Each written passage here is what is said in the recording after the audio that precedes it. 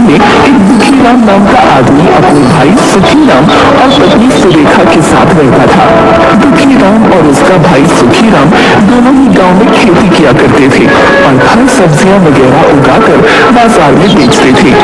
सुखीराम हमेशा अपने आप से खुश रहता था, जबकि दुखीराम उससे बिल्कुल विपरीत था। एक दिन सुबह सुबह दोनों भाई अपने अपने खेत में काम करते हुए, कल रात को इतनी बारिश हुई, लेकिन पता नहीं क्या जमीन की तो ढंग से सिंचाई भी नहीं हुई। लगता है मेरे खेत में बारिश कम हुई है। अरे भाई, भला मैंने कौन से यहाँ पर स्पेशल बादल अपने खेतों पर बसाए हैं? बारिश तो सब जगह बराबर ही हुई है। रहने दो, तुम देख नहीं रहे हो है? मुझे फावड़ा चलाने में भी आफत हो रही है। कितनी सख्त है मेरी जमीन, और खुद देखो आधा खेत खोद दिया तुमने। प्यारे भाई, हम दोनों सुबह साथ में खेत में आए थे। तब से मैं खेत में लगातार लगा हुआ हूँ, और तुम कभी मुझे देख रहे हो, कभी आराम में लग जाते हो। शिकायत छोड़ो, काम करो। अरे जाओ जाओ, बड़े आए नसीहत देने वाले। मेरी तो किस्मत ही फूटी हुई है। सुबह सुबह बिल्ली जो रास्ता काट गई थी। शाम को खेत से वापस लौटते वक्त, भाई आजा, साइकिल पर बैठ जा, साथ में घर पहुंच जाएंगे। अब इतना बोल ही रहे हो तो चलो छोड़ दो घर पर। सुखीराम और दुखीराम दोनों एक साथ खेतों के बीचों बीच से साइकिल पर घर की तरफ आ रहे होते हैं। अरे भाई, कौन कहता है कि सुख के वक्त दुख नहीं होता और दुख के वक्त सुख? सुख दुख दोनों साथ में आ रहे हैं। उनकी बात सुनकर सुखीराम साइकिल कनुआ की दुकान के पास रोककर कहता है, अरे कनुआ भाई, मेरे भाई का नाम दुखीराम है, पर वो हमेशा गुस्से में चित्त ही रहता है, समझे? दुखीराम परेशान होकर साइकिल से उतरता है और उतरते वक्त उसकी धोती साइकिल की चेन में अटक कर फट जाती है। अरे रहने दो सुखीराम, तुमने जानबूझकर मुझे साइकिल पर बैठाया था ताकि गांव वालों के सामने मेरी धोती फाड़ सको। हे भगवान, कैसा भाई दिया है मुझे। मेरी किस्मत में कितने दुख लिखे हैं। लो भाई, कथा शुरू हो गई। अब बताओ सुखीराम, मैंने कुछ गलत कहा था क्या? ऐसी लीला तो हमारे चंदा में ही देखने को मिलती है, जहाँ सुखीराम हमेशा खुश और दुखीराम रोता हुआ मिलेगा। सुखीराम, तुमने आज बहुत गलत किया है मेरे साथ। भाई, मैंने तो तुम्हारी मदद की थी बस। अरे सुनो भाई। शाम के वक्त चाय की टपरी पर कुछ लोगों के साथ मुखिया भी गप्पे मिला रहा होता है।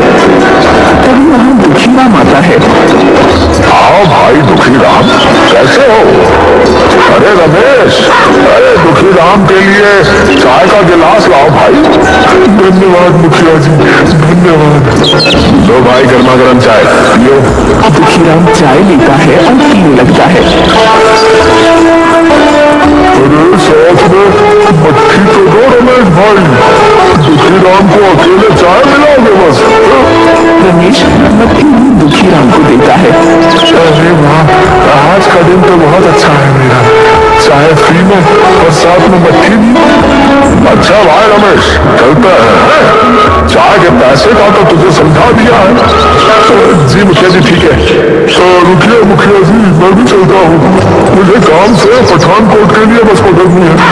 वो मेरी बुआ हॉस्पिटल में है वहाँ। और कनुआ मुखिया जी के साथ वहाँ से खिसक लेता है। अरे रमेश भाई, क्या मस्त चाय बनाई है आपने। मजा आ गया। अच्छा रमेश भाई, चलता हूँ, जरा मुझे काम से जाना है। हाँ भाई, काम से सबको ही जाना है। तुम्हारा टोटल 90 रुपए हो गया, 3 चाय और 3 मिट्टी। क्या बोल रहे हो रमेश भाई? मुझे तो चाय मुखिया जी ने पिलाई है ना। खाक मुखिया जी ने पिलाई है। उन्होंने कहा था कि आज की चाय मिट्टी दुखीराम की तरफ से है, और जब वो गए तब बता कर गए कि चाय का हिसाब मैं तुमसे कर लूं। ये बुढ़ाऊ मेरा उल्लू बना गया। किसी दिन इसे नदी में धकेल दूंगा, बता रहा हूँ। और न चाहते हुए भी सारे पैसे देकर बड़बड़ाता हुआ रावी नदी के किनारे एक पहाड़ की चोटी पर आकर बैठकर अपनी जिंदगी को कोसने लगा। क्या बेकार जिंदगी है इंसान की, बस दुख तकलीफें हैं और मेरी जिंदगी तो परेशानियों से भरी है। धिक्कार है मुझे इस जिंदगी पर।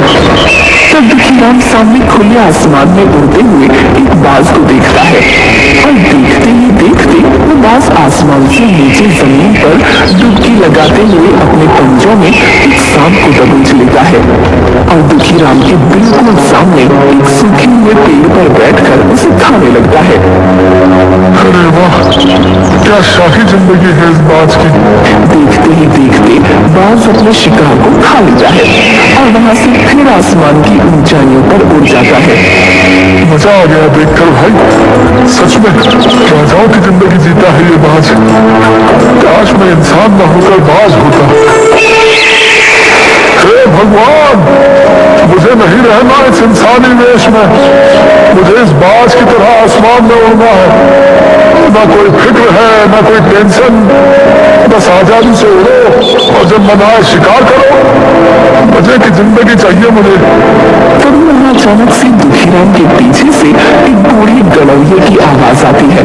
क्या बात है बेटा, बहुत दुखी हो अपनी जिंदगी से?